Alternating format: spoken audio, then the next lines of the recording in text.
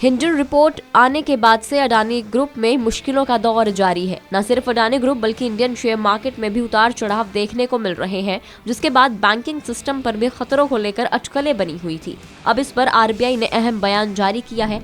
RBI ने कहा कि देश का बैंकिंग सिस्टम मजबूत और स्टेबल है। आरबीआई ने कहा कि रेगुलेटर और बैंकों के सुपरवाइजर होने के नाते आरबीआई पूरे बैंकिंग सेक्टर और प्रत्येक बैंकों पर लगातार निगरानी बनाए रखता है, जिससे फाइनेंशियल स्टेबिलिटी बनी रहे। बड़े कर्ज देने को लेकर आरबीआई के पास central repository of information on large credit CRILC database system है, जिसमें बैंकों द्वारा 5 करोड़ रुपए से ज्यादा दिए गए कर्ज पर मॉनिटरिंग की जाती है।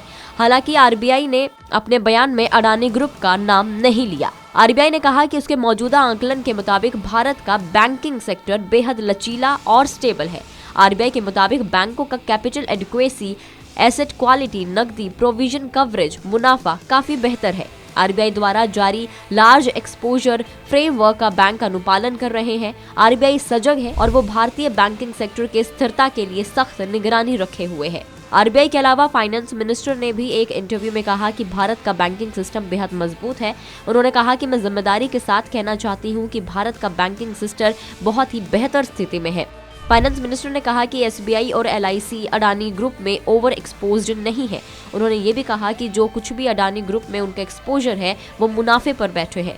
एसबीआई के चेयरमैन भारतीय स्टेट बैंक दिनेश खारा ने कहा कि अडानी समूह एसबीआई का एक्सपोजर 27,000 करोड़ रुपए है, जो उसके कुल लोन बुक का 0.8 से 0.9% है।